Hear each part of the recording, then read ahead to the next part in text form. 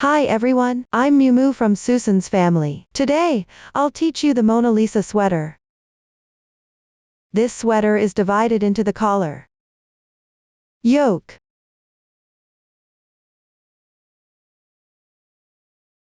front-back difference, body, hem, sleeves, and embroidery sections. Since every one's tension is different, the size of the knitted fabric will also vary. Before starting the main piece, you need to knit a gauge swatch to measure your hand tension. For the specific swatch chart and dimensions, please refer to the corresponding pattern chart. If there's a significant difference, you can change the needle size or adjust your tension. Now let's learn the method for knitting the gauge swatch. Please watch the demonstration. Please look at the chart. Let's take a look at the fabric pattern. One vertical line in the chart represents a knit stitch. To make the chart look less crowded, the blank squares in the chart also represent knit stitches.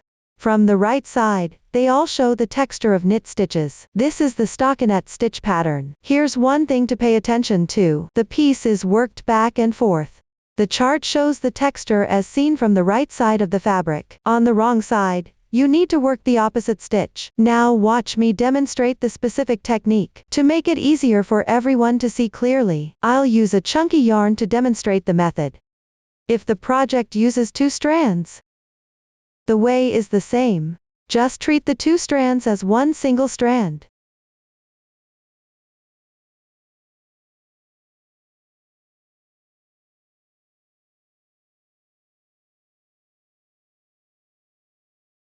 To make it convenient for handling the gauge sample yarn later, we recommend taking the yarn from the outside of the skein when starting. First, cast on. Use the method of knitting while casting on knit stitches. Make a slip knot with the yarn.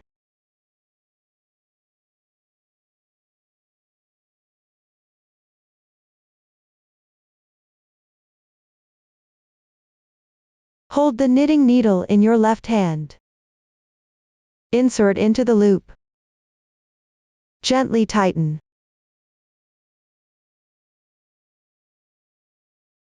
This is the first stitch. This stitch will be worked as a knit stitch. Hold the other needle in your right hand, using a pencil grip. Then take the yarn tail. Wrap the yarn around your right little finger once. Gently pinch the yarn with your ring finger and middle finger. Place the yarn between your index finger and middle finger. This is the proper posture for knitting. If using a circular needle, use the same method. Place the loop onto one end of the needle. Then hold it in your left hand. Pick up the other end of the needle with your right hand, and position the yarn ready to knit. I'll continue knitting downward using straight needles. The method with circular needles is the same. Next, insert the right needle from top to bottom into the loop on the left needle.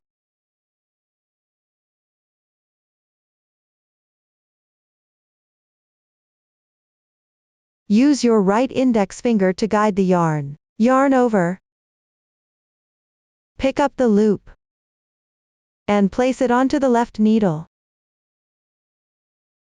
Don't pull the yarn too tight, otherwise it will be hard to pick up stitches later. This is the second stitch. Continue casting on. Insert the right needle from top to bottom between these 2 loops.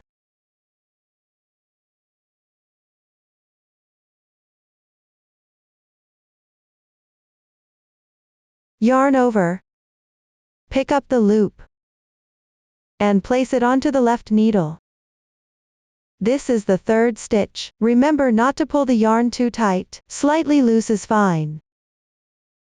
Continue casting on. Insert the right needle between these 2 stitches. Insert from top to bottom. Yarn over. Pick up the loop and place it onto the left needle. This is the fourth stitch. Each insertion point is a knit stitch between 2 loops.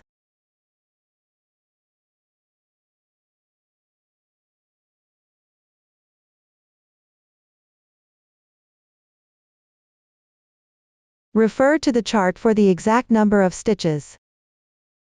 I'm just using a random number of stitches for my swatch. I'll cast on a few more stitches.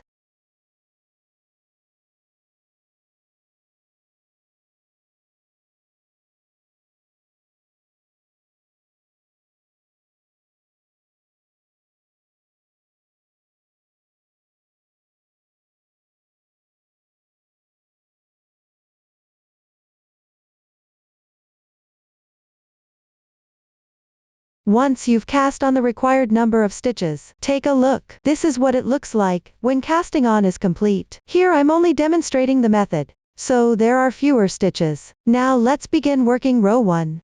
This row is read from right to left on the chart. The chart shows only vertical symbols, which means knit every stitch. Insert the right needle from top to bottom into the first loop on the left needle.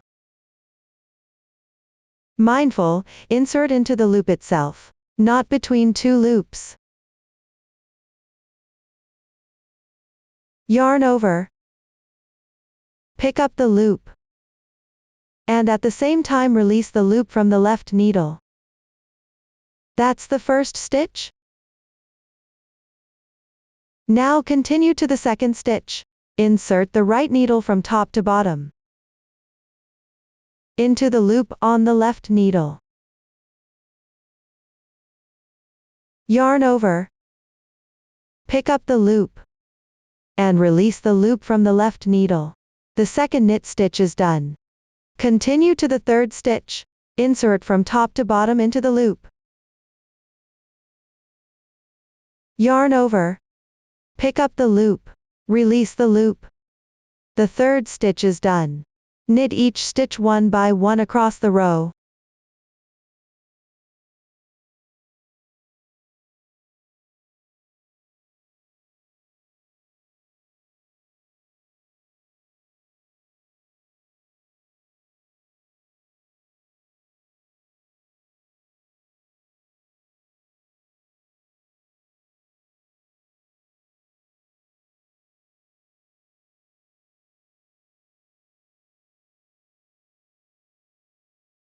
Work all the loops on the left needle, indicating the end of the row. If the last stitch is loose, gently tighten the yarn tail.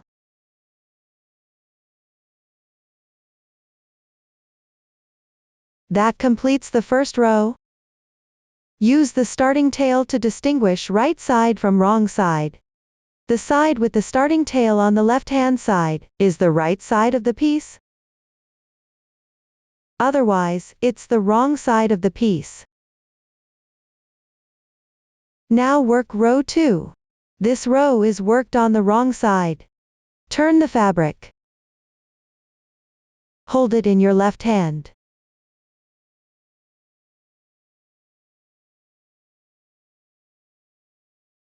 Read the chart from left to right. The symbol still represents knit stitch. Since it's worked on the wrong side, you need to work the opposite stitch. Work all purl stitches. Place the right needle below the yarn. Upwards. Insert into the first loop on the left needle.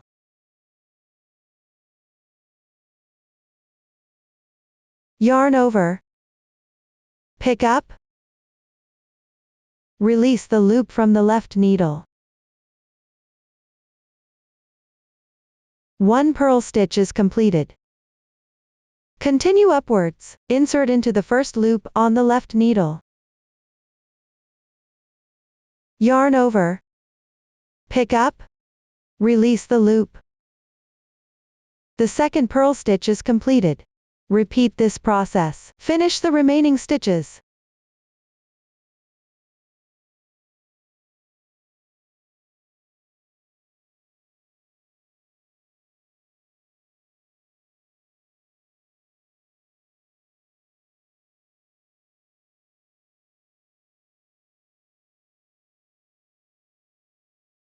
After completing the last stitch,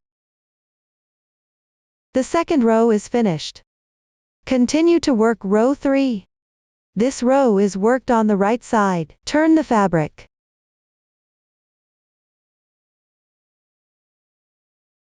Knit all stitches.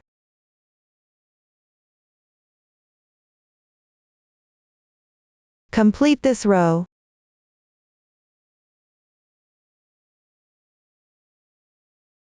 Besides following the chart, you can also refer to the texture.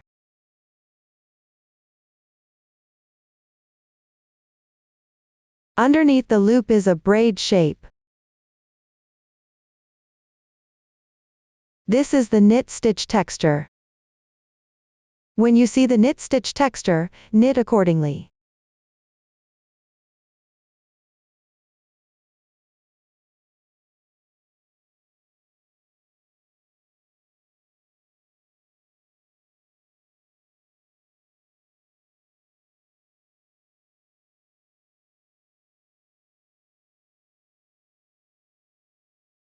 After completing the last stitch, row 3 is completed. Now work row 4. Turn the fabric. Work the opposite stitch of the chart. Purl all stitches. You can also follow the texture.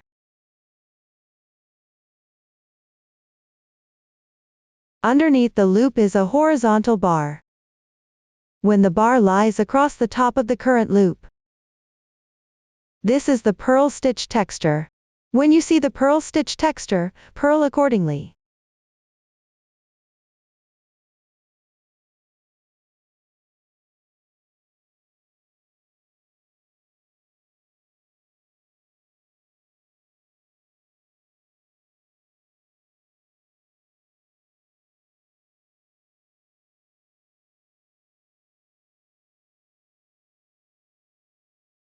Complete the last stitch. Row 4 is now complete. Here's a method to count the row numbers.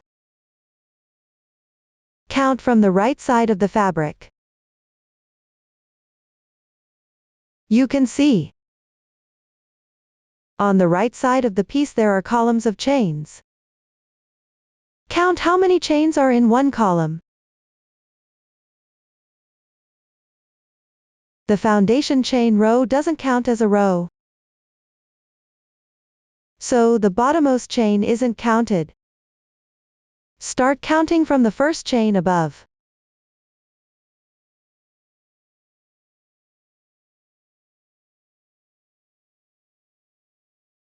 There are 3 chains in total. The loops on the needle count as one row, including the loops on the needle. 4 rows have been worked in total. This is the method for counting rows. Continue in the same way from now on. Knit all stitches on the right side. Purl on the wrong side. Knit until you reach the row number corresponding to the chart. Everyone complete this part on your own. Once you've reached the corresponding row count, lay the fabric piece flat. Take a ruler or gauge tool.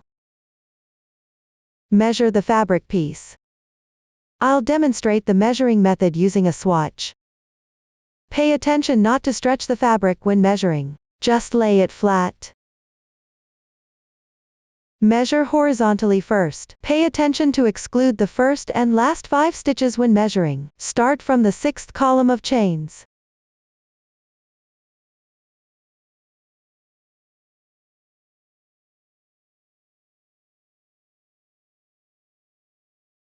Measure all the way to the other side, the 6th column of chains inward from the edge.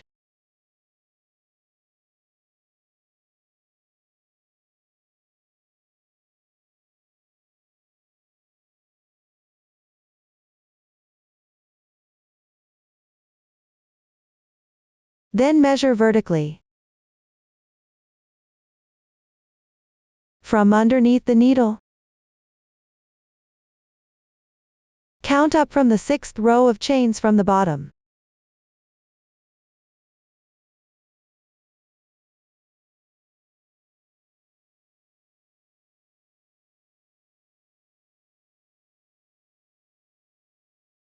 Down all the way to the sixth row of chains at the bottom.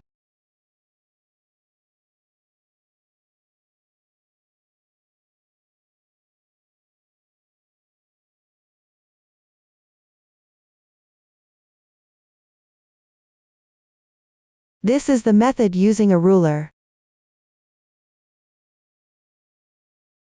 The measured area is approximately 10 by 10 centimeters. If using a gauge ruler to measure, place it in the centered position of the fabric piece.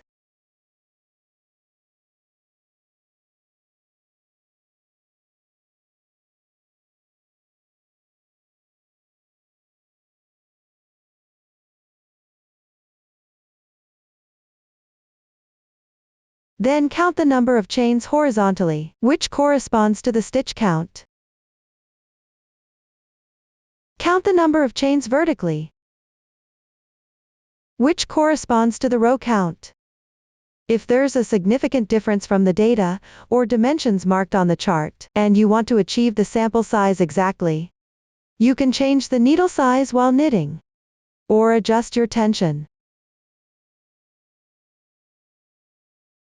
After measuring, remove the needle, undo the fabric piece, and wind the yarn tail back onto the ball of yarn. If the yarn is not easy to undo, pick up the new yarn and start knitting again. Everyone complete this on your own. This is the method for making a gauge sample. Start by knitting the collar. Use the right hand long tail cast on method. Work in the round with single rib stitch. Now let's take a look at the chart. Here I'll use an arbitrary colorway chart as an example. The final chart should match your actual project. One square on the chart represents one stitch, corresponding to one loop when knitting. Squares of different colors correspond to different yarns. Here, blank squares indicate knit stitches. A horizontal bar indicates a purl stitch. When counting the number of stitches per row, count the number of squares and match it to the number of loops on your needle. Pay attention, two squares merged for a cluster stitch count as one stitch. Later, short rows are calculated separately by row count. Arrows indicate the direction of knitting. On the right side, always read the chart from right to left. On the wrong side, read the chart from left to right. Remember to work it on the wrong side. You need to knit the opposite stitch compared to the chart. The stitch techniques used here are all marked on the chart, so I won't go through each one separately. Now watch me demonstrate the actual knitting method. Start by casting on. Take the yarn corresponding to the first round squares. Note, for the finished product, use two strands together as one strand. When taking the yarn, pull one from the center and one from the outer ring of the skein. Then use them together as one. For the swatch, it's more convenient for watching, using one strand of cotton yarn for demonstration. When referring to one strand later, it actually means two strands used together. Colors in the swatch are random. For specific yarn, color scheme and hook sizes, please refer to the detail page of our product and the paper instructions. Please pay attention to use the corresponding needle size for knitting. Before casting on, refer to the chart and leave a yarn tail. For the specific casting on method, please watch the video demonstration below. First, do a long tail cast on. Before casting on, you need to leave the yarn tail at a certain length, usually about 3 times the length of the piece. Refer to the chart for the exact length. Make a slip knot with the yarn tail.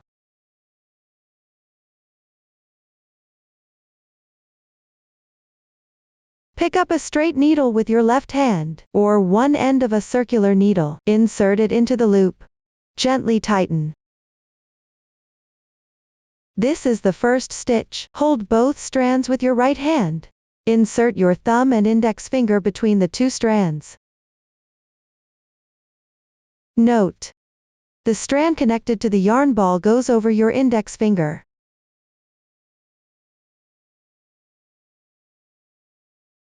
The long tail you left goes over your thumb. Straighten the strands. Insert the needle upwards into the loop on your thumb.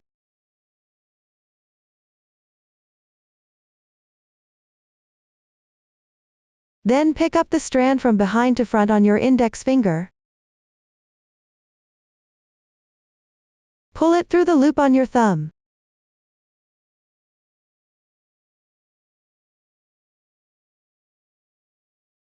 Release the strand from your thumb, gently tighten. This is the second stitch.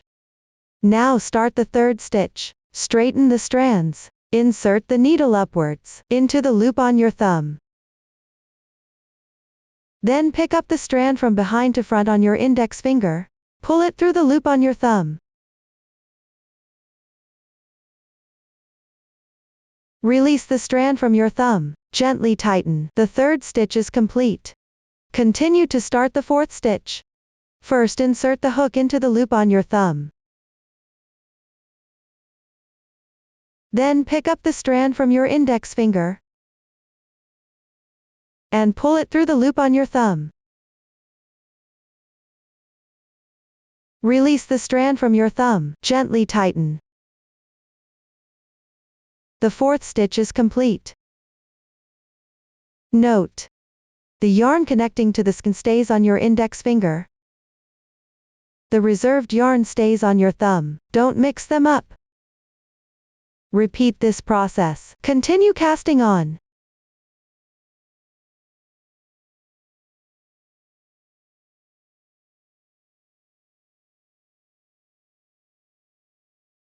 Until you reach the required number of stitches.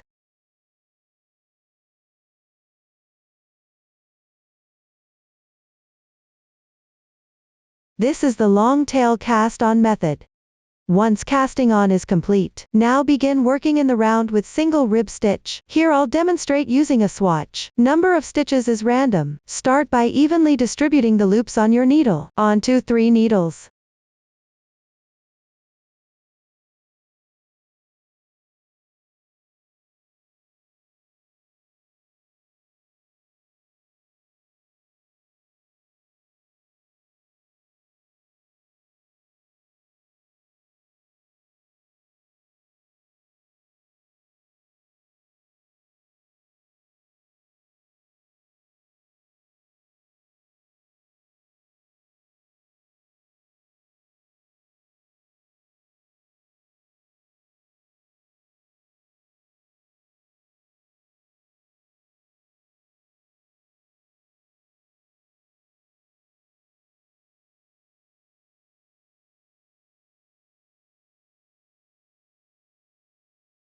Once done, join in the round.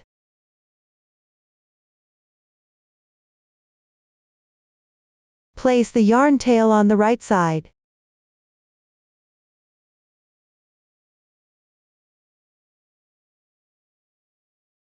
Make sure the fabric doesn't twist.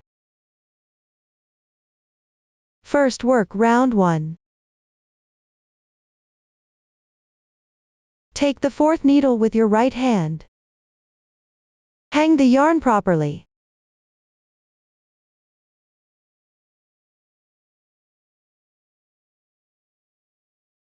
Read the chart from right to left. The first stitch is a blank square for knit, corresponding to 1 knit stitch.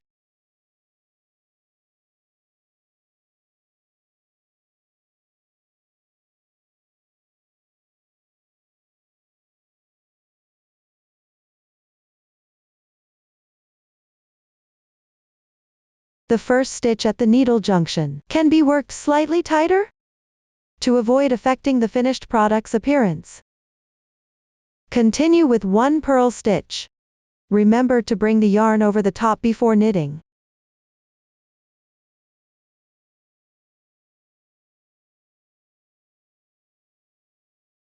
Continue alternating knit and purl stitches. Pay attention to the position of the yarn.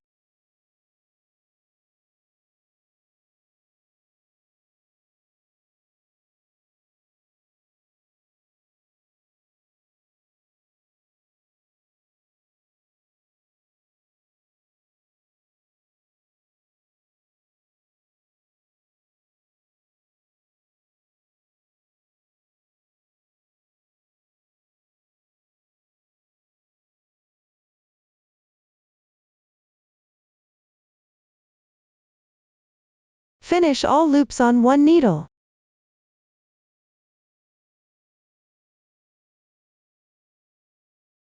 Continue using the switched needle to knit.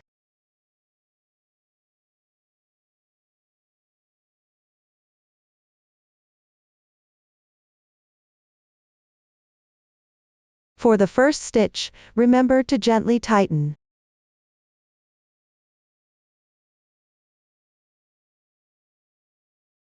Repeat this process.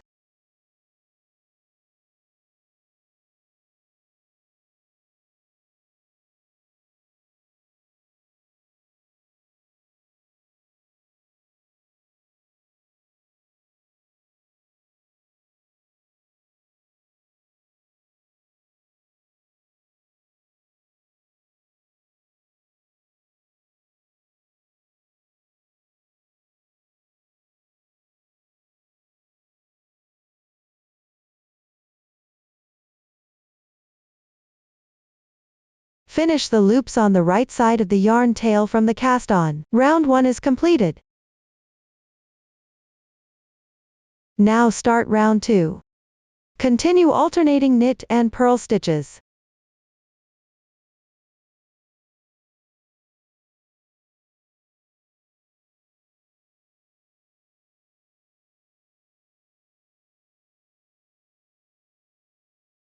You can also follow along with the texture.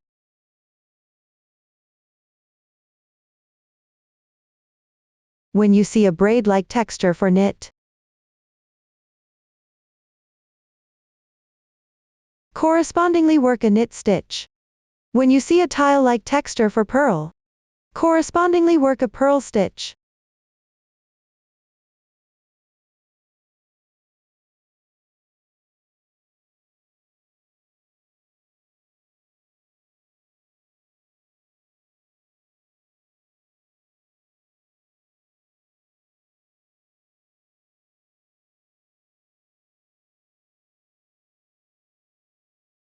At the junction, remember to slightly tighten the first stitch.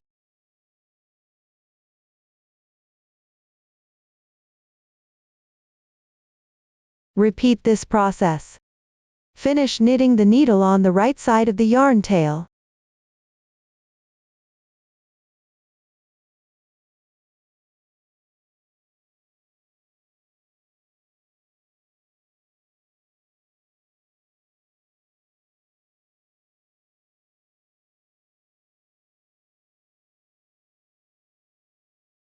Once done, round 2 is complete. As you can see, the fabric forms this kind of single rib texture. You can place it on the third needle. With the right side facing you, place a stitch marker to mark it. If you don't have a stitch marker, you can use a safety pin or paperclip instead.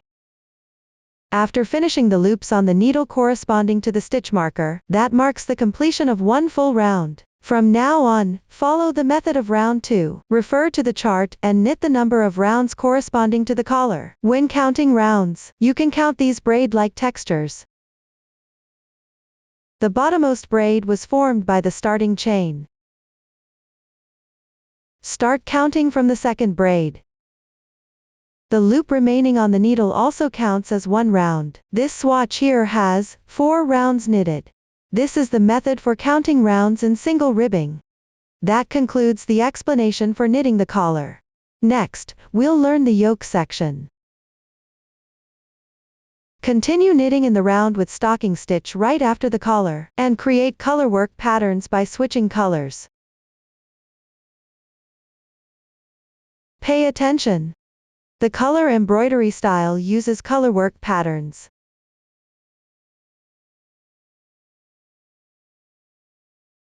It's different from the non-embroidery colorwork pattern.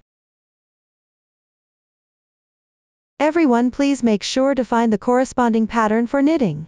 You'll need to increase stitches during the process. The new stitch techniques used are left side increase, right side increase and K2 tog. Watch me demonstrate the specific method. First, knit round 1. Knit all stitches in knit stitch. Remember to switch to the corresponding needle size. Swatch size is random.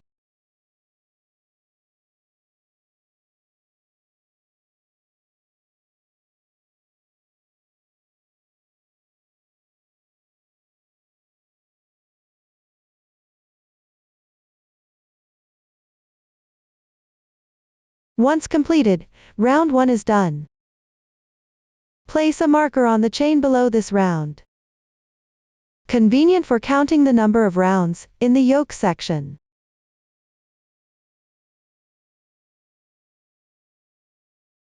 Continue to knit round 2. First knit 1 knit stitch.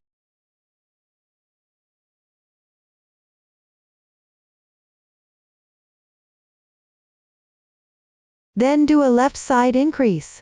Pick up the left loop and knit 1 stitch.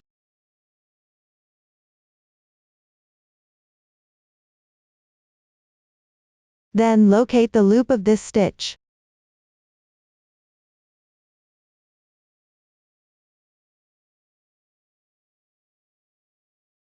The second braid underneath.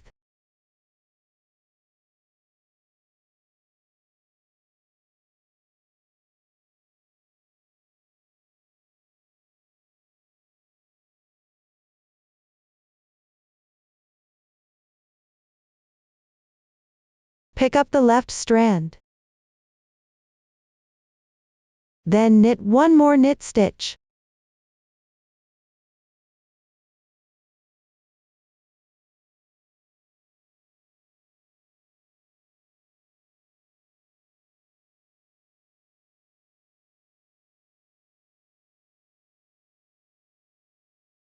This is the increased stitch.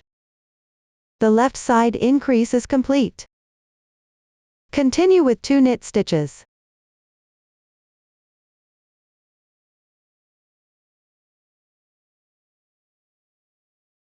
One left side increase. First knit 1 knit stitch.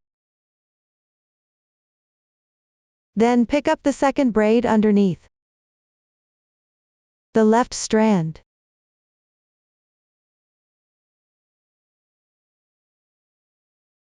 Knit 1 stitch.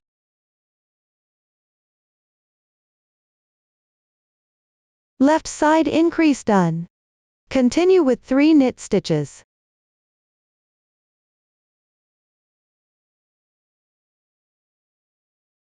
Then 1 left side increase.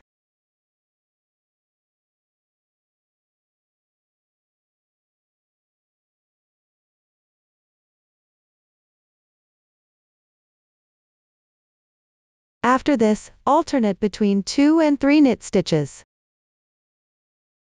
following the pattern of increasing 1 stitch. Finish this round.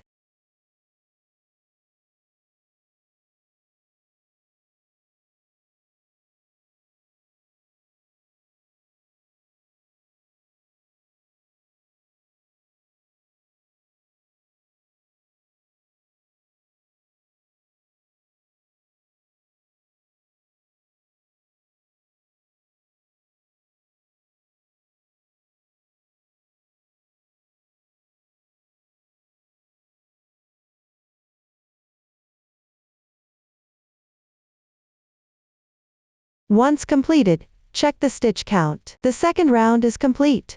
For the third round, knit all stitches. Starting from the fourth round, refer to the chart and switch colors to crochet the jacquard pattern. For the specific knitting method, please refer to the video demonstration below. Once you've learned the method, follow the pattern and finish round 10. Watch the demonstration. I'll demonstrate the technique of circular jacquard knitting. Different jacquard patterns. The knitting methods are similar. The swatch jacquard pattern and color scheme are random. Only the method will be explained. Everyone can first watch my demonstration, then follow the corresponding chart to knit. Jacquard rounds require multiple colors of yarn. For convenience of explanation, we'll call the color currently being knitted as color 1. First knit 3 knit stitches with color 1. Note that here both the stitch count and color scheme are random. Just learn the method. I won't repeat this again later. The next stitch requires switching colors. Take color 2. Leave a tail of about 10 centimeters. Make a knot on color 1. Tighten. Then slide this knot to the base of color 1. Note: the joining knot should be on the wrong side of the piece. Don't let it show on the right side. Whenever you need to join yarn later, you can use this method to join the yarn. Start knitting the colorwork pattern downward using these two colors. There are two situations when knitting colorwork. If the number of consecutive stitches in color 1 and color 2 is small, no more than 5 stitches, simply switch colors and knit. If the number of stitches is larger, more than 5 stitches. Now demonstrate the method for fewer consecutive stitches. The way to switch colors without carrying the yarn. First knit 2 knit stitches with color 2.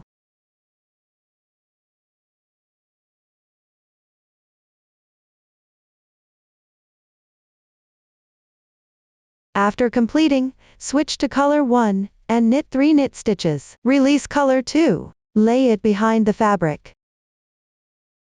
Hang color 1 properly. Color 1 is above color 2. Knit the knit stitch. Pay attention not to pull the carried yarn too tight, to prevent shrinkage of the fabric.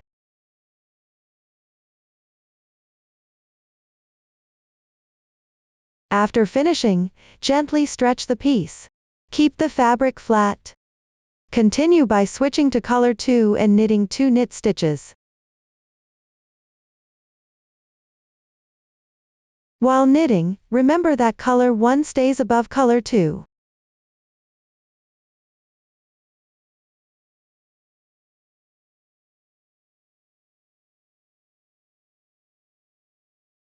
After completing, switch to color 1, and knit 3 knit stitches.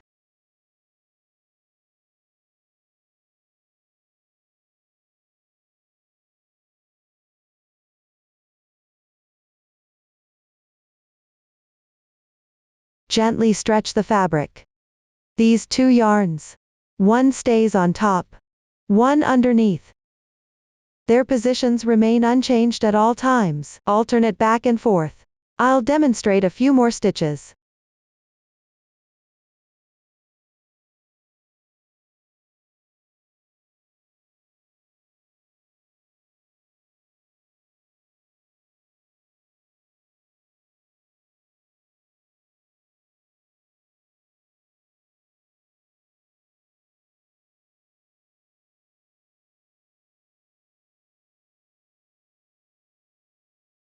Following the method demonstrated in the video, these two yarns normally won't get tangled.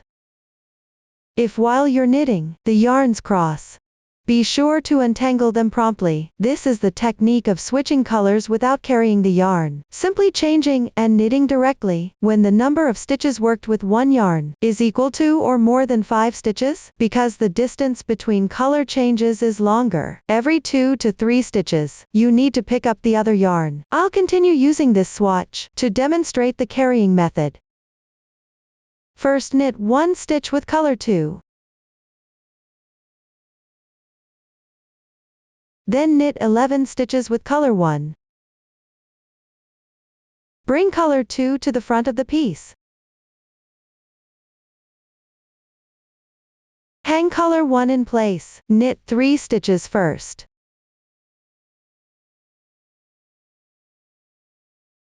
Then carry the yarn once. Bring color 2 back behind the piece. Then knit 3 more stitches with color 1.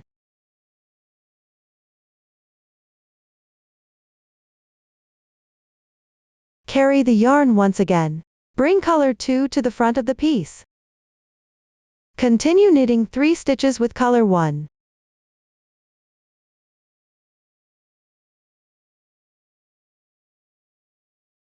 Carry the yarn once. Finish the remaining 2 stitches with color 1. Stretch the piece and the carried yarn a bit. Take a look at the wrong side of the fabric. When knitting 11 stitches with color 1, color 2 has been carried 3 times. Let me demonstrate again. Switch to color 2 and knit 7 stitches. Leave color 1 directly at the back of the piece. First knit 3 stitches with color 2.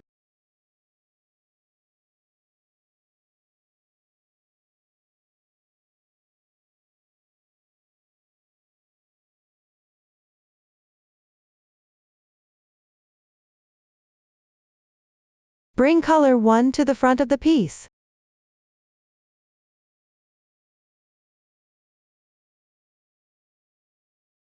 Then knit 2 more stitches. Move color 1 back behind the piece. Continue and finish the remaining 2 stitches.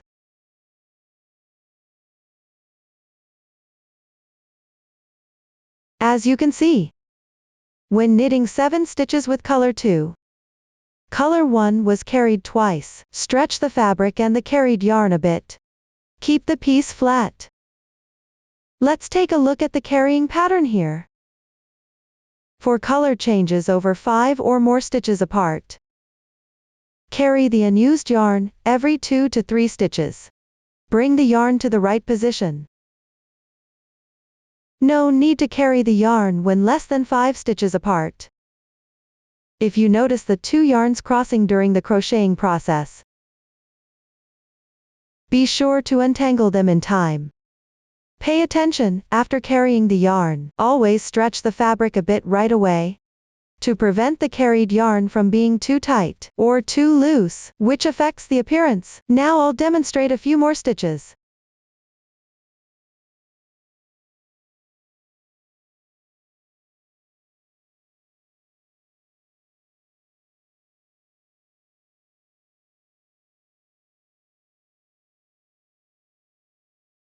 This is a method where one yarn is used continuously for over 5 stitches, while the other yarn is carried along. During the crocheting process, some rounds require crocheting with 3 colors at the same time.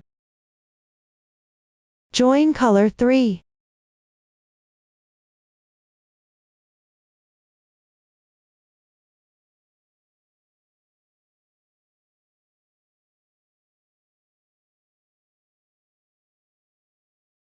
Alternate crocheting using the same method.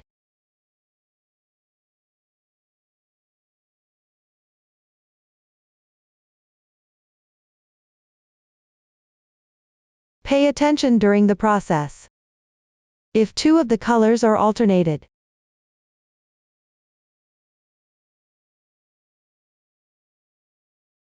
and the third yarn is carried over more than 5 stitches apart, remember when switching colors, don't forget to trap that yarn underneath.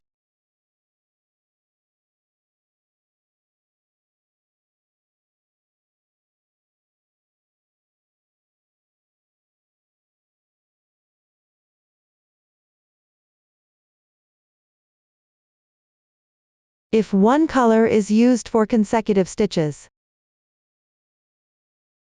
more than 5 stitches,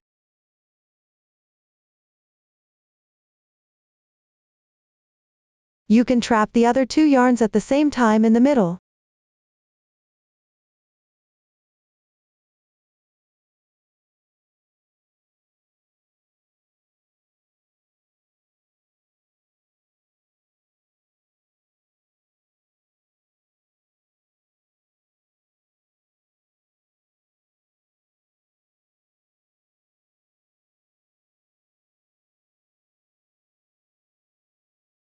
This is the stranded colorwork technique, when using more than 2 yarns.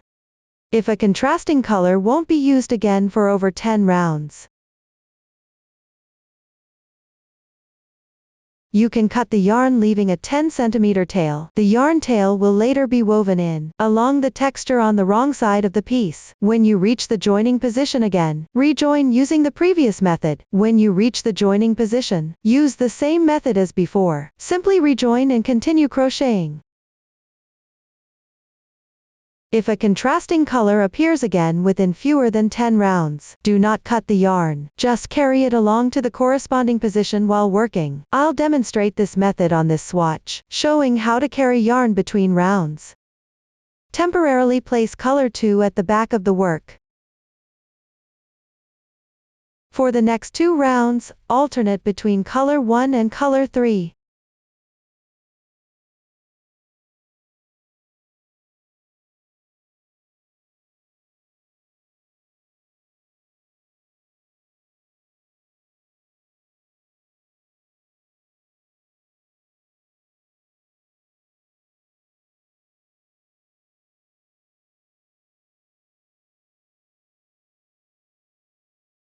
Now work round 3. In this round, pick up and carry color 2. Bring color 2 to the front of the work. Crochet 1 stitch with color 3.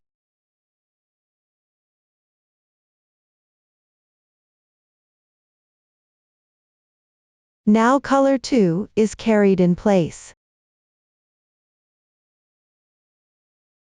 Continue working 2 more rounds with color 1 and color 3. Keep color 2 at the back of the fabric piece.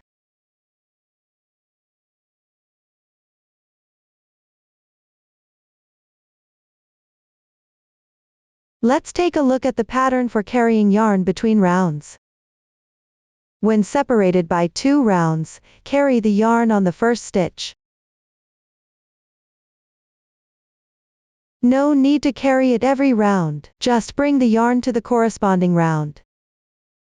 Up to this point, the technique for circular jacquard knitting has now been explained. After completing round 10, continue increasing in round 11, using a method similar to round 2, then divide into 8 groups and continue knitting the jacquard pattern. And increase stitches at corresponding positions. You can use stitch markers to separate each group. Remember to actually place them on the needle to prevent mistakes in the pattern. Here in round 16, you'll encounter a color change when increasing. Please watch as I demonstrate the specific method. Here I'm using a small swatch for the demonstration, with fewer rounds, so the jacquard pattern is not for reference. Knitting with circular needles. When you knit, you can adjust according to your situation. At the proper position, switch to circular needle knitting to prevent loops from slipping off the needle. First, make a left increase on stitch 1. We'll call the new yarn added color 2. And the previous yarn color 1. First knit 1 knit stitch with color 2.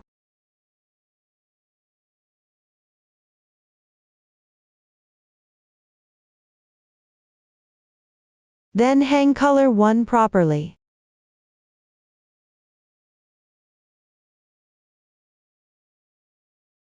Pick up the front loop of the second chain below on the left side. Knit 1 knit stitch.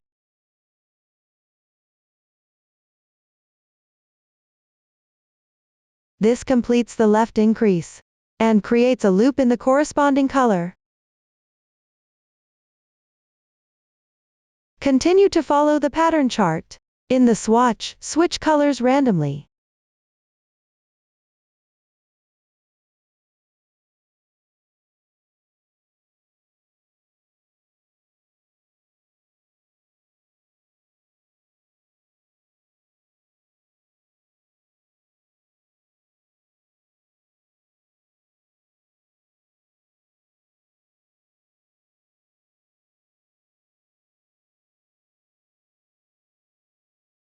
Now I'll demonstrate the right increase.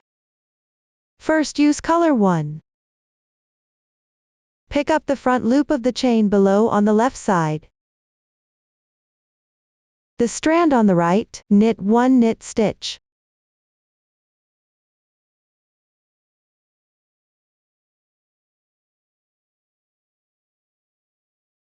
This adds 1 stitch. Then use color 2, insert into this loop and knit 1 knit stitch.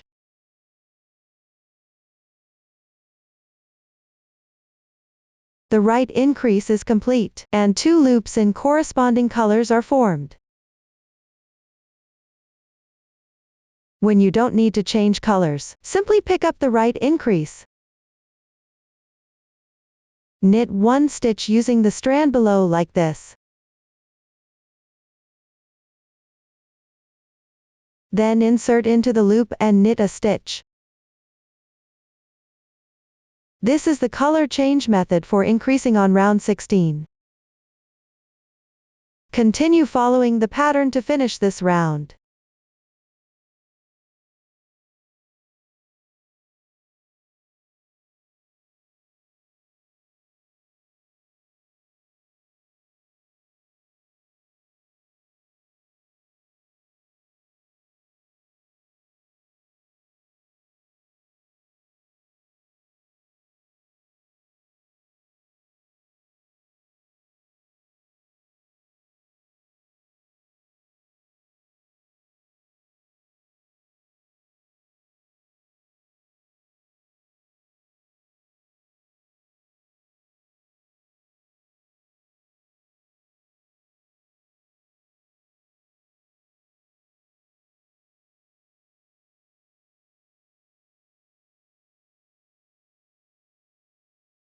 Once done, place a stitch marker between the first and last stitch of the round. Place a marker.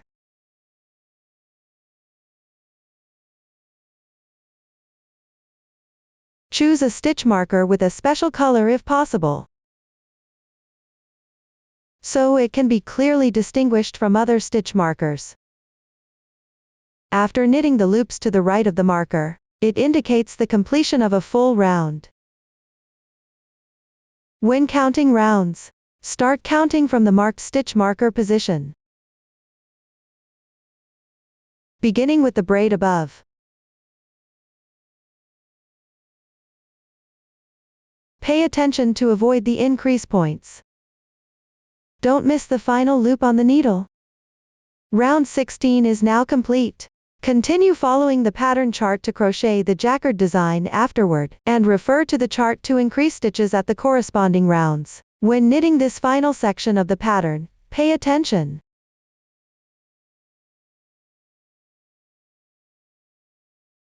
For the color embroidery version, there is no Mona Lisa, nor rectangular heart patterns.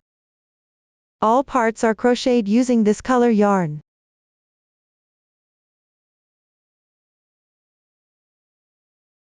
While for non-embroidery versions, follow the chart to create the pattern shown. Please be mindful not to make mistakes. After completing the third to last round of the body, color 2 will no longer be used. Leave a 10 cm yarn tail, and cut the yarn.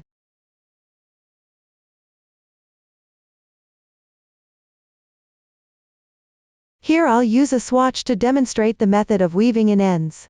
This swatch doesn't include any fair all pattern. Please pay attention and follow your actual project. Thread the yarn tail into a sewing needle.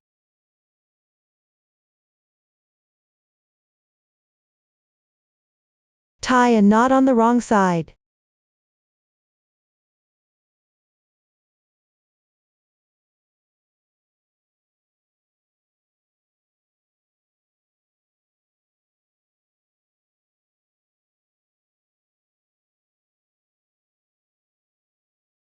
Weave it in along the texture.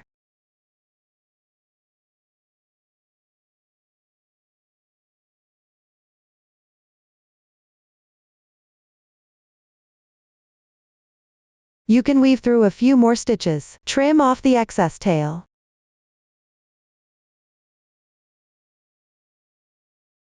Next, I'll use the swatch to demonstrate the second to last round. First, knit the corresponding number of knit stitches. Place a stitch marker to mark the beginning and ending. Continue picking up onto the right needle.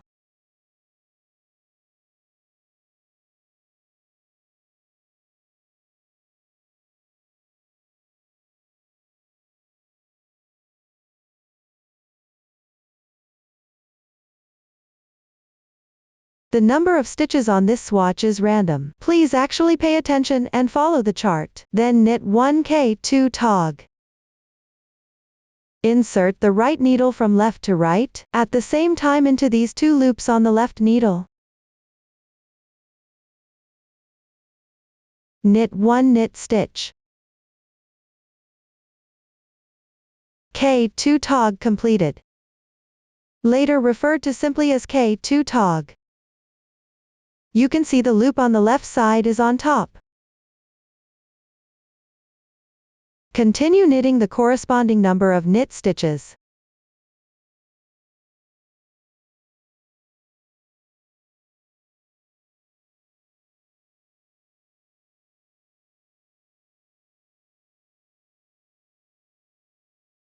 Let me demonstrate the K2 tog method again. Insert the right needle from left to right, simultaneously into these 2 loops on the left needle. Knit 1 knit stitch. K2 tog completed. Continue decreasing according to the pattern.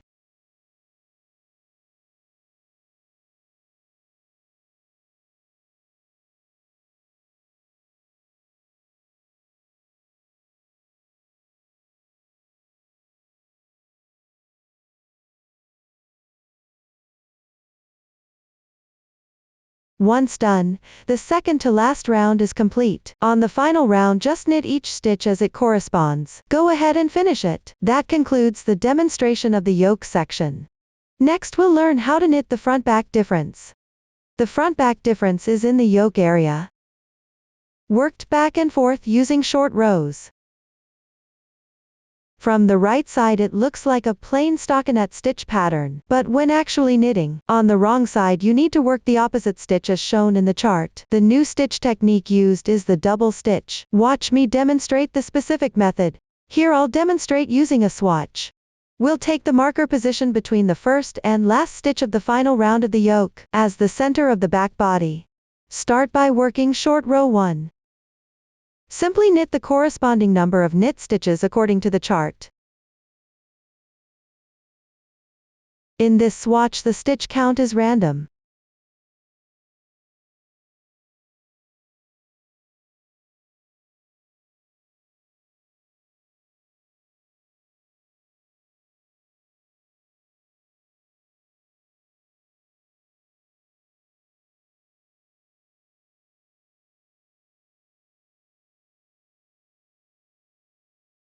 Once done, row 1 is complete. You can place a stitch marker here to make it easier to identify the turning point later.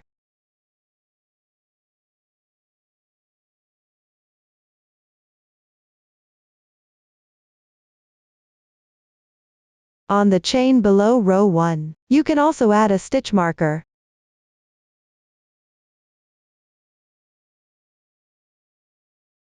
To make counting rows easier.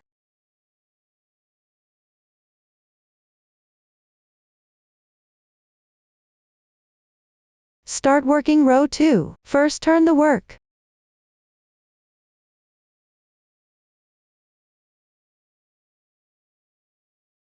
Begin with a double stitch, knotted slip stitch. Place the yarn over the hook. Pick up the loop on the left side in purlwise manner. Pull tight backward. This creates 1 knot. The double stitch, knotted slip stitch, is done. This row in the chart shows knit stitch symbols. On the wrong side you need to work the opposite stitch, so work all purl stitches. Remember to bring the yarn to the front. Then continue crocheting.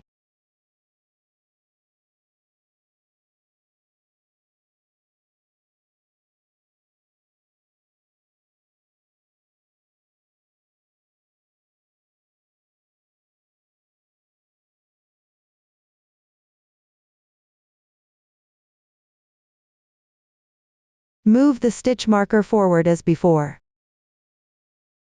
Finish the loop on the right of the marker, then continue working the corresponding number of purl stitches forward.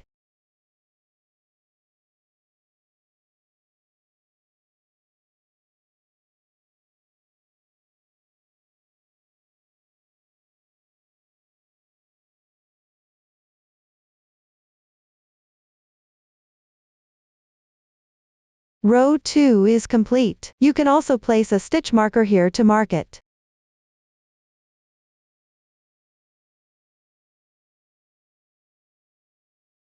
Continue with row 3. First turn the work.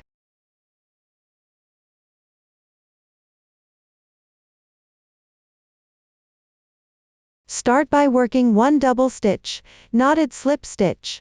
Keep the yarn over the needle. Slip the loop as a purl stitch. Pull tight toward the back. The double stitch is complete. A knot forms here as well. Continue knitting in knit stitches.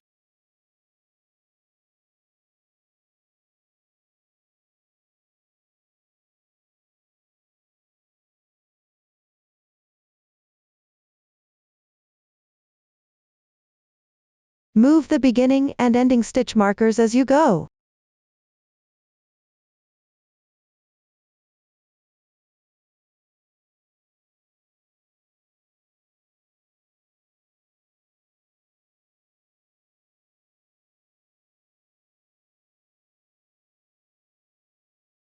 When you reach the slip stitch from the previous row before the marker, simply pick up both strands of the knot position.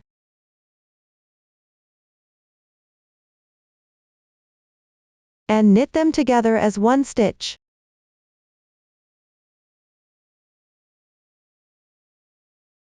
In the following rows, whenever you encounter a double stitch, knotted slip stitch, you can treat it as a single strand, and work the corresponding stitch technique. You can remove the marked stitch marker, continue to follow the pattern chart, and knit the corresponding number of knit stitches.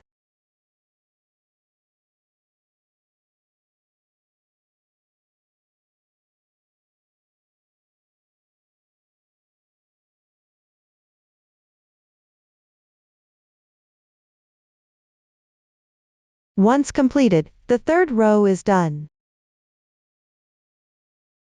Continue to the fourth row.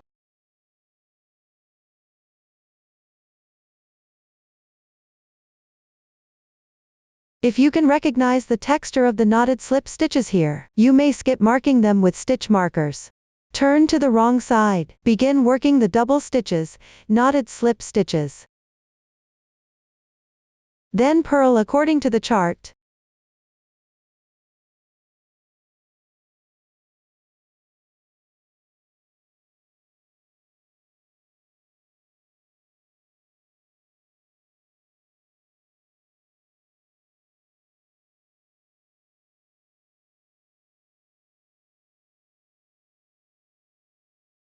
When you meet a double stitch, knotted slip stitch, purl it as normal.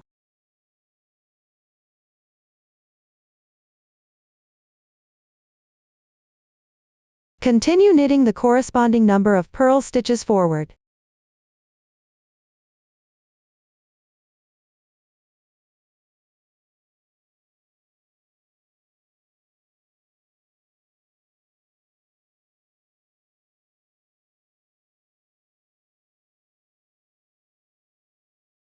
Row 4 is complete.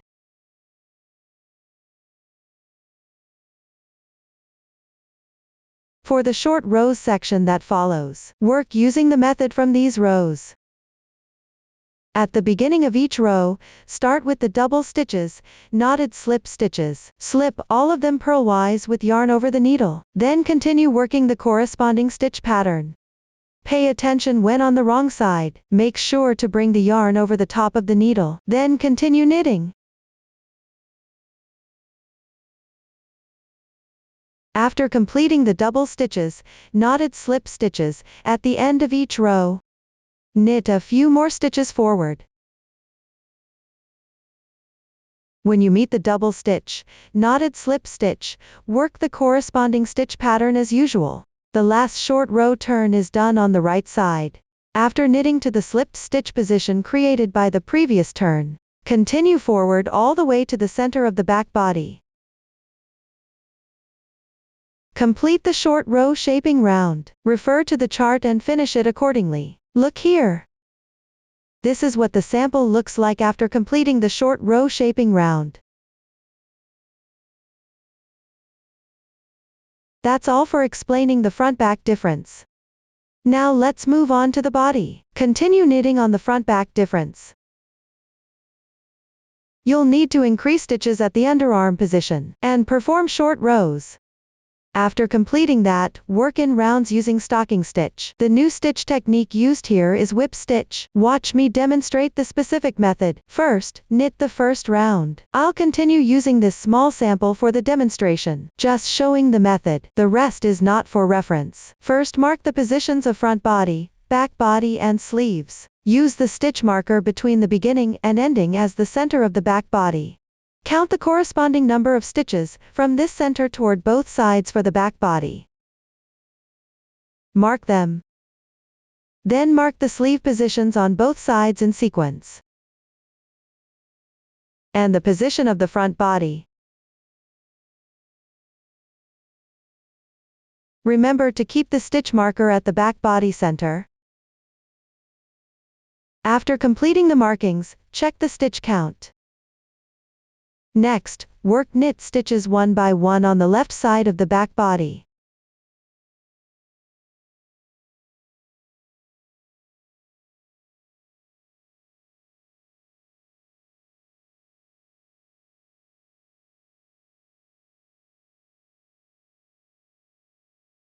After completing, place the loops corresponding to the sleeves on hold.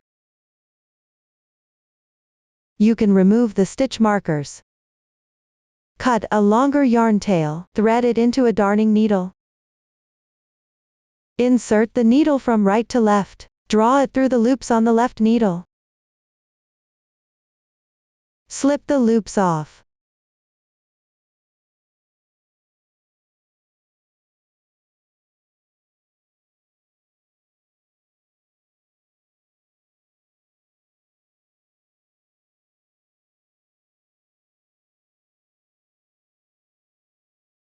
After finishing, tie the two yarn tails together with a slip knot.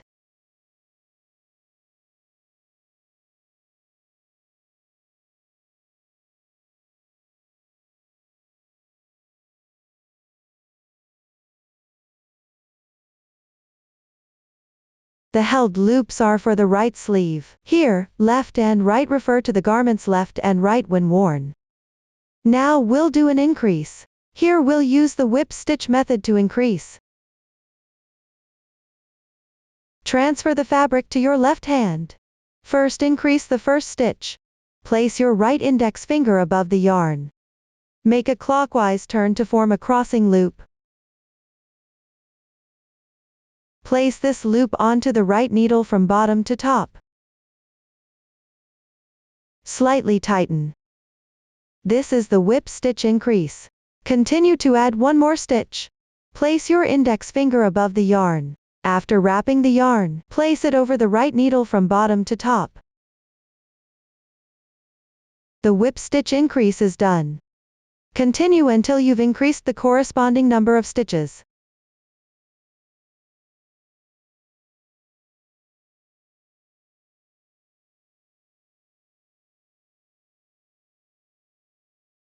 The number of increases in the swatch is random.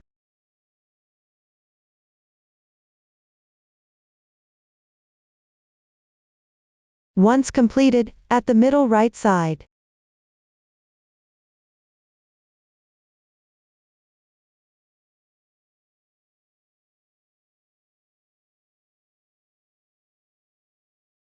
place a stitch marker on this whip stitch increase loop.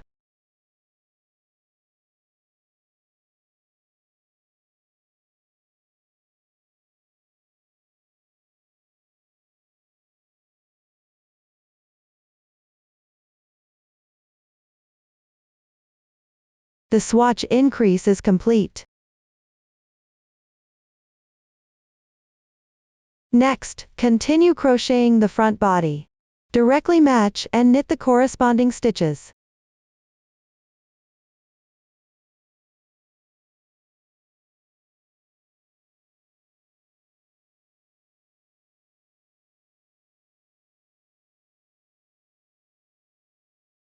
Finish the front body section. Similarly, place the loops of the left sleeve on hold.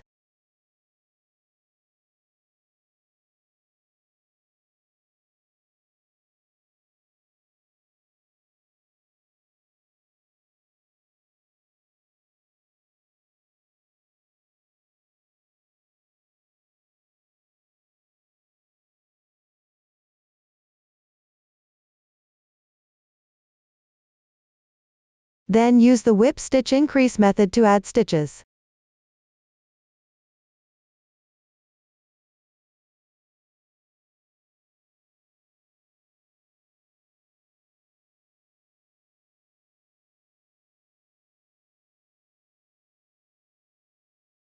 Pay attention, at the middle right side.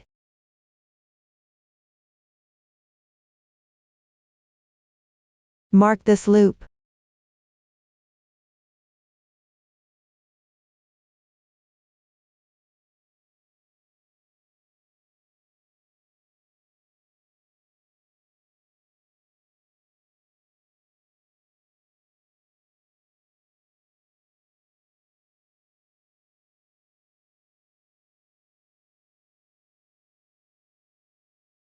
Continue knitting the right part of the back body.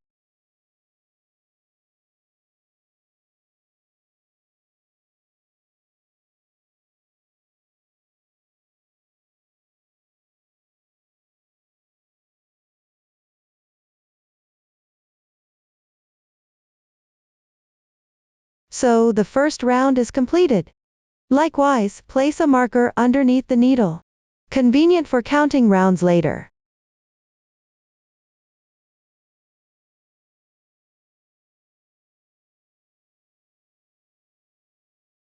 Then work round 2. Knit each stitch one by one.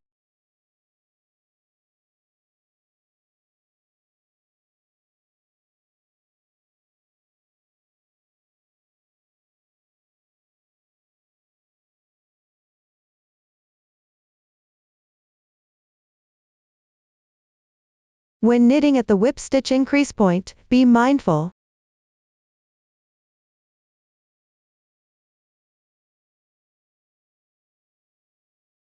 Don't pull the yarn too tight.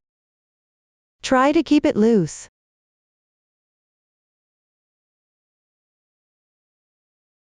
Keep the distance between the two needles close, to prevent the carried yarn from becoming too long. If you end up with a longer line segment, that's normal. It won't affect the crochet.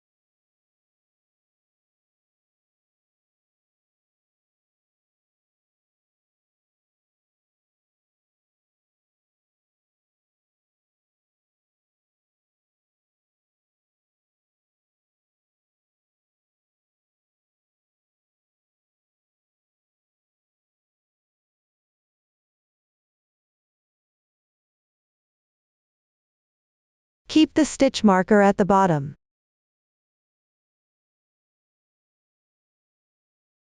If during the crocheting process, the loop on the left needle drops off, you can take that short yarn tail between the two needles, twist it clockwise once in the middle. Form a loop and place it back onto the left needle. That way the loop is restored.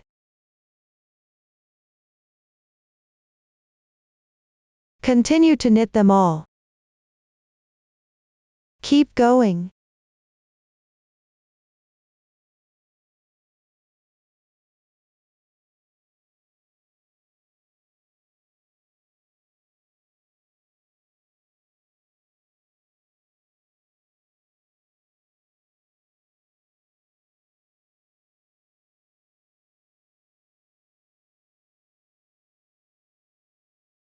Match and knit each stitch, when you reach the increase point on the other side.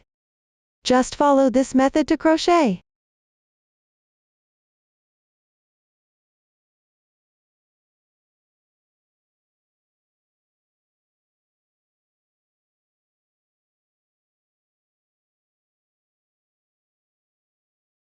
Once completed, round 2 is done.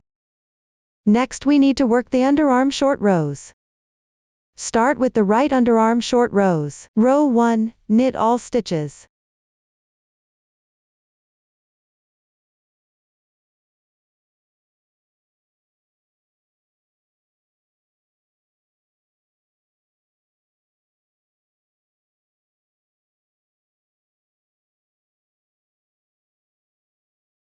After completing the corresponding number of knit stitches, check the stitch count and position.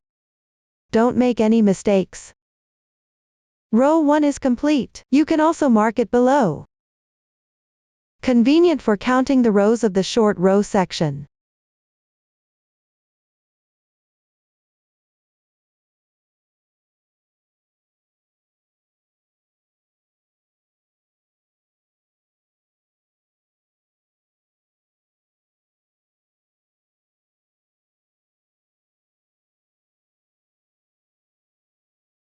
Then at the right underarm increase position.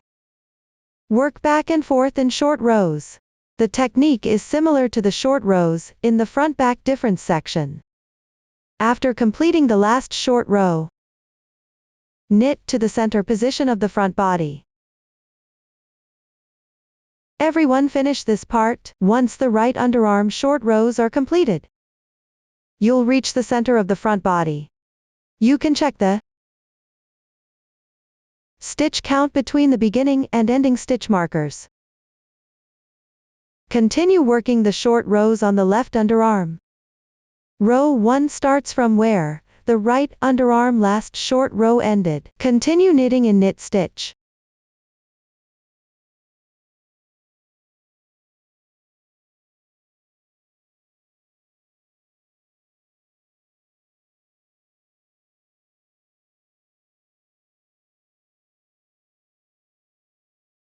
After completing the corresponding number of knit stitches, you can also check your position.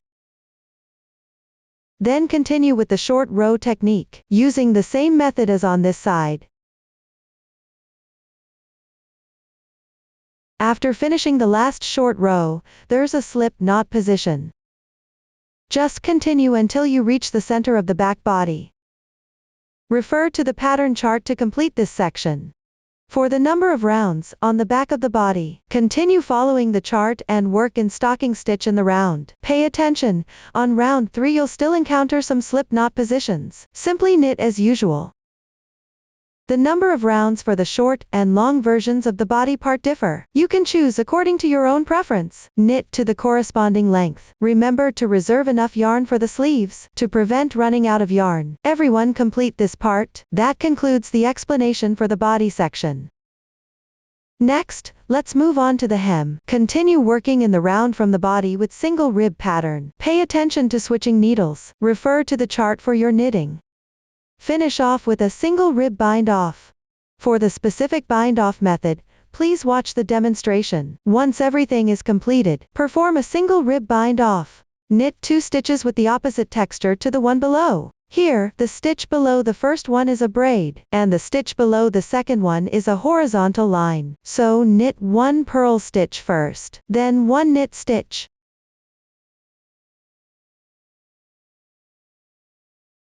Lift the previous stitch over the next stitch. That closes 1 stitch.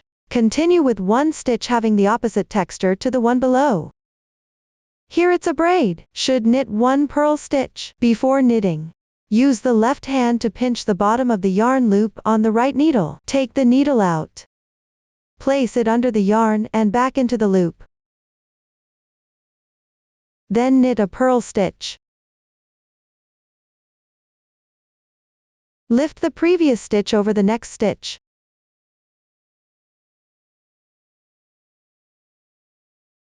That closes another stitch.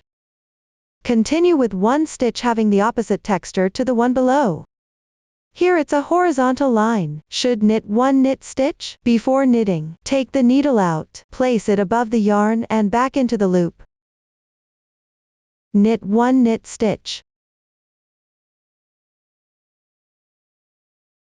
Lift the previous stitch over the next stitch. That closes another stitch.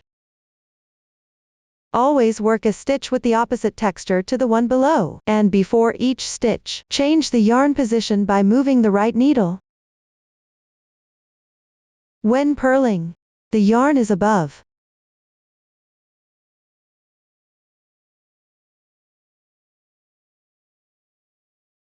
When knitting, the yarn is below.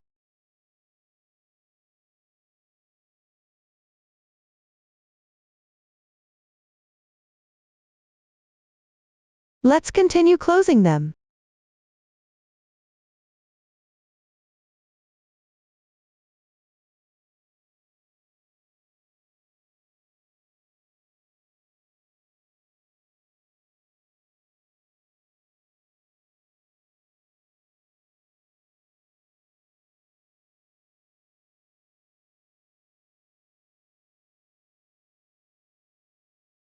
When one loop remains, leave the yarn tail slightly longer.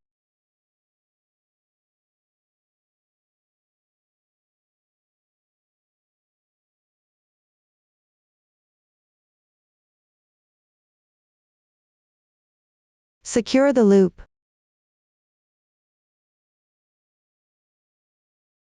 Finally, use this yarn tail to sew the beginning and ending together. Ensure there's no obvious notch.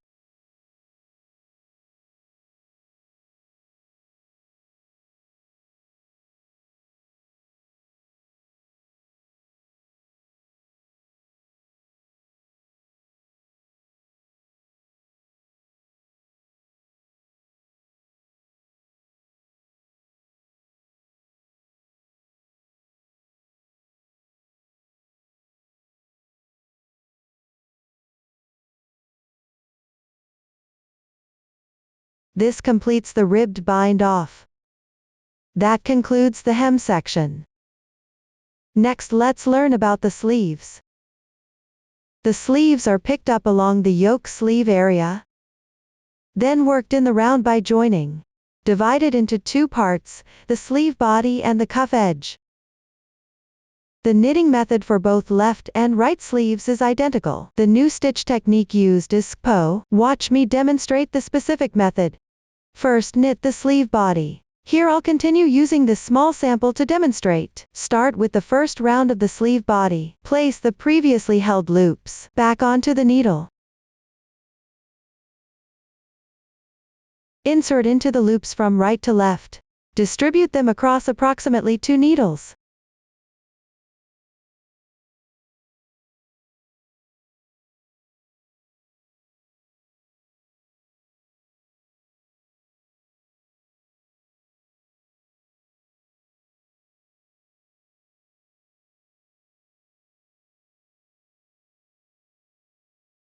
Position the loops in the middle of the needles. Then begin picking up stitches starting from the whip stitch increase point. Take the working yarn. The sample uses random colors. Make a slip knot with the yarn tail. Hang it properly on the right hand. As you can see, there's a column of braids at the whip stitch increase point. Underneath the braid, there are 2 strands crossing each other. Take the third needle. Insert into the marked stitch, where the marker is placed. The 2 strands at the marked position.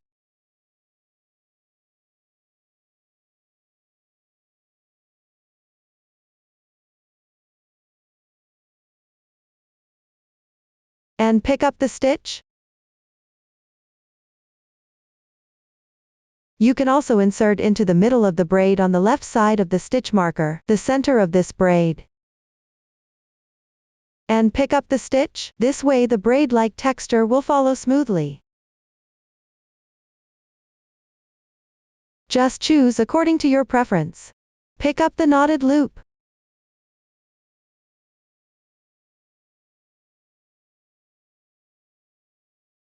Adjust the loop size. This is the first stitch of the first round of the sleeve body.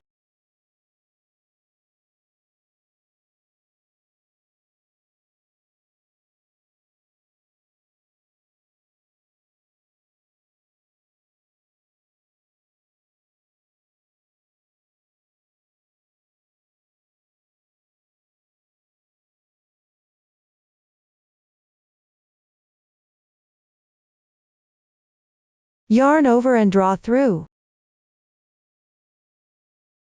This is the second stitch. Continue picking up stitches along the left side of the whip stitch increase position.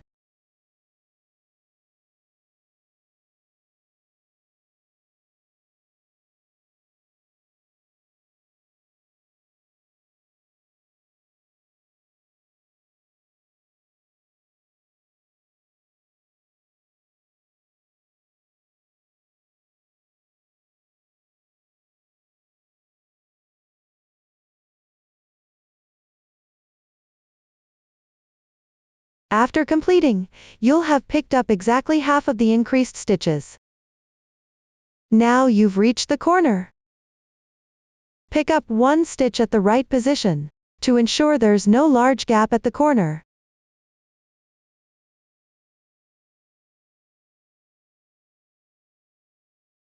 If after picking up the stitch, the space underneath is too big, you can pick up a few more strands.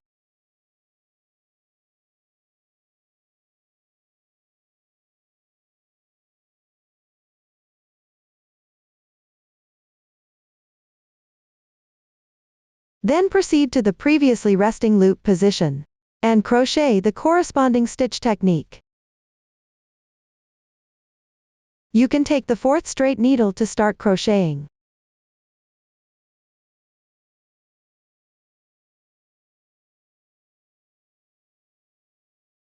Gently tighten at the boundary.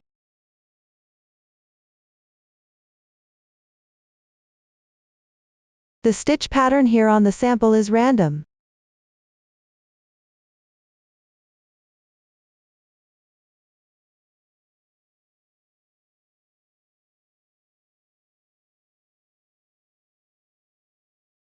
After finishing the stitches on the resting loops,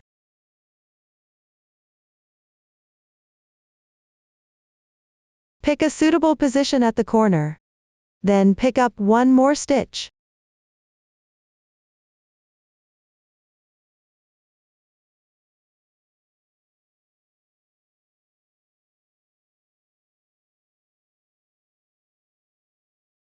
Continue picking up stitches along the whip stitch increase area.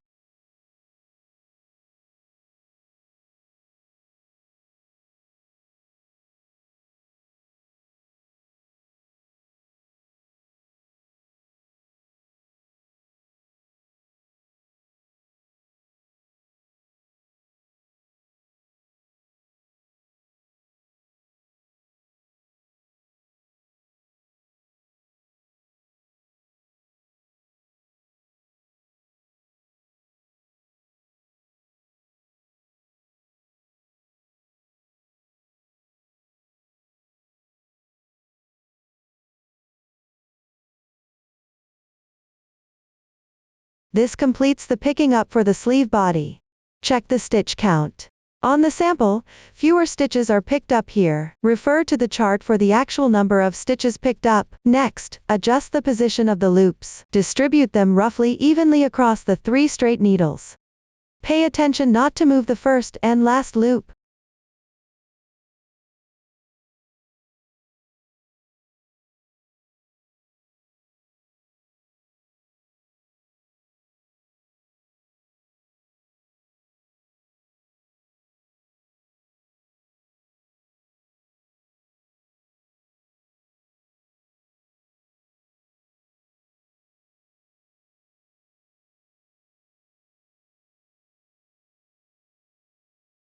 Then on the right side of the yarn tail,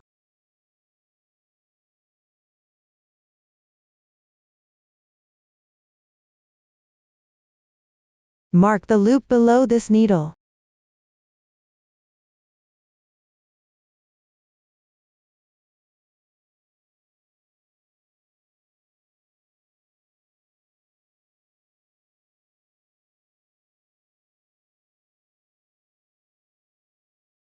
After finishing the loops on this needle, it marks the end of a full round. When counting rounds, start counting from above the stitch marker position.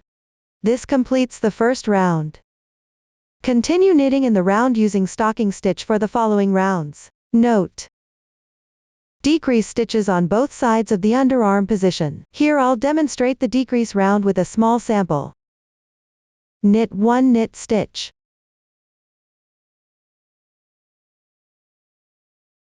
Then work 1 SPO, abbreviated as SPO from now on. Insert the right needle to slip the next stitch, knit twice from the left side, then knit 1 stitch, then knit 1 stitch. Then use the left needle to pick up the slipped stitch. Pass it over the knit stitch and slip it off. The SPO is now complete. As you can see, the loop on the right side is on top.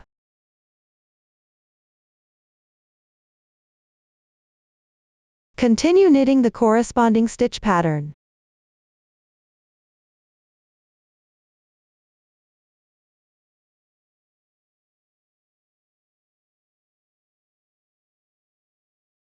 When 3 stitches remain before the end, work 1k2 tog.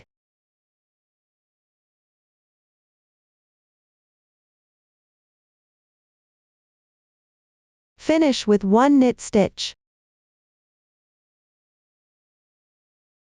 The decrease round is now complete. Place a marker below to mark the spot.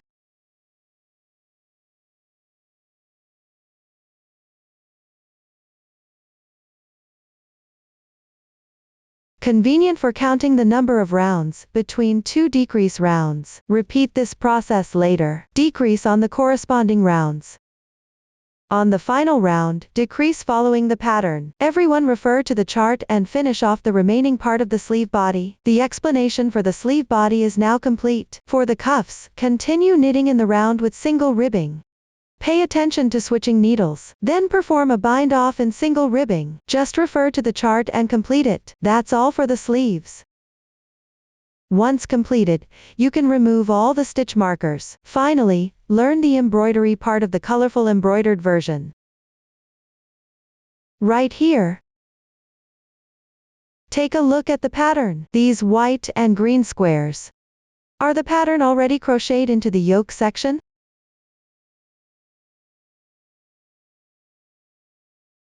The Mona Lisa and rectangular heart patterns need to be embroidered separately. Different colored squares correspond to different yarns. Watch me demonstrate the specific embroidery method. Here I'm using a swatch for demonstration. Only partially crocheted. Turn it over, meaning the collar position is actually facing down. One braid like this corresponds to one square on the pattern. Refer to the chart and use a water-soluble pen. First mark the braids corresponding to one color. On the swatch, I'll first demonstrate the position corresponding to the color in the upper right corner. Take the corresponding yarn. Here you can take one strand and fold it in half, or take 2 strands and use them as one. Thread the needle. Finally, use these 2 strands for embroidering.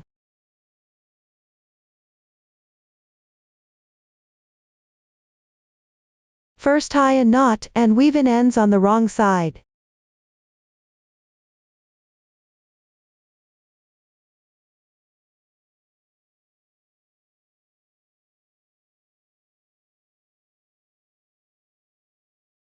Then follow the braid texture to sew through.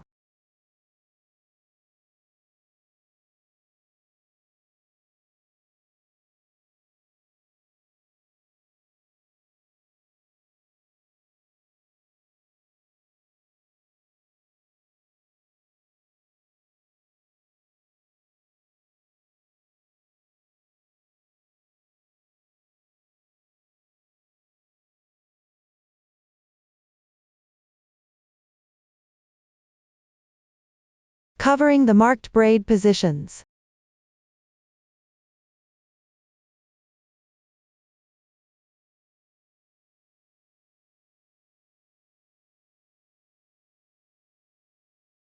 Adjust the tension properly. Keep the fabric flat. Forming a pattern like this. The sewing order here can be adjusted according to preference. Minimize carrying the yarn across on the wrong side.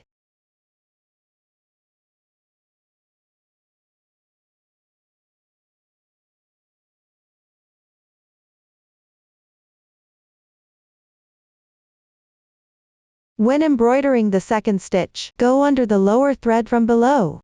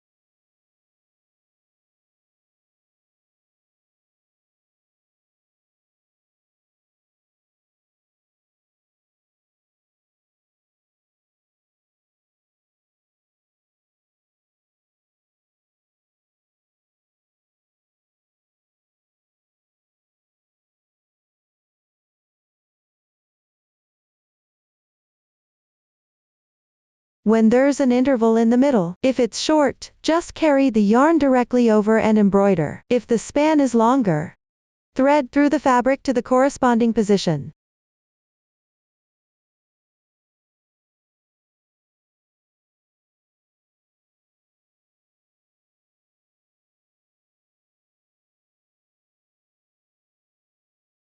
Reduce carrying the yarn across on the wrong side.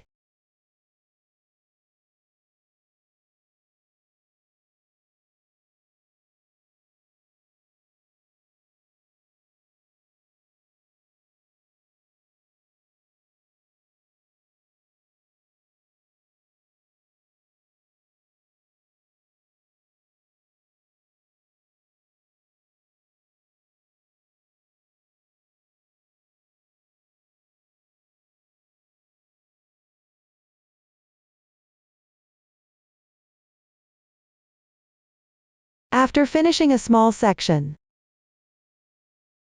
check if the same color yarn can be used for other nearby positions. Mark the spots and continue embroidering. Once done, tie a knot and weave in the ends neatly on the backside.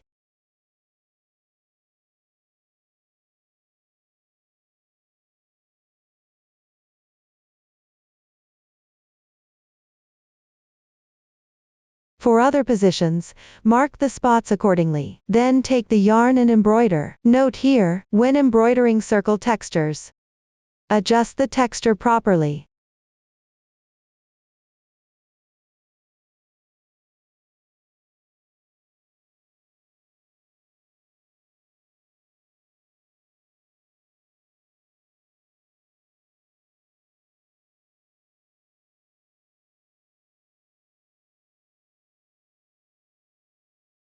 To create a fluffy effect for the hair,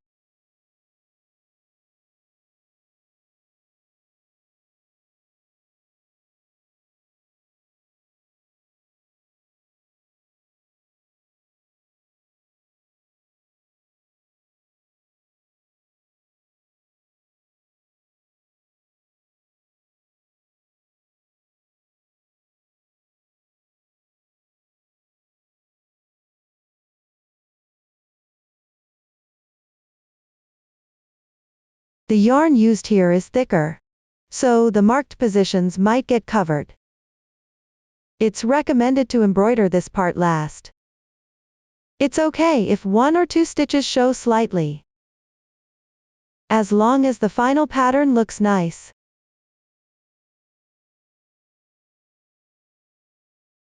Repeat this process. Complete the two embroidery patterns separately. That concludes the embroidery tutorial. Up to this point, the entire sweater has been fully explained. If you have any unclear parts during the crochet process, don't hesitate to contact our customer service. Don't hesitate to join our Facebook group to get supports. Susan's Family, supporting your handwork experience, sharing the joy of life. Thank you for watching. See you in the next episode.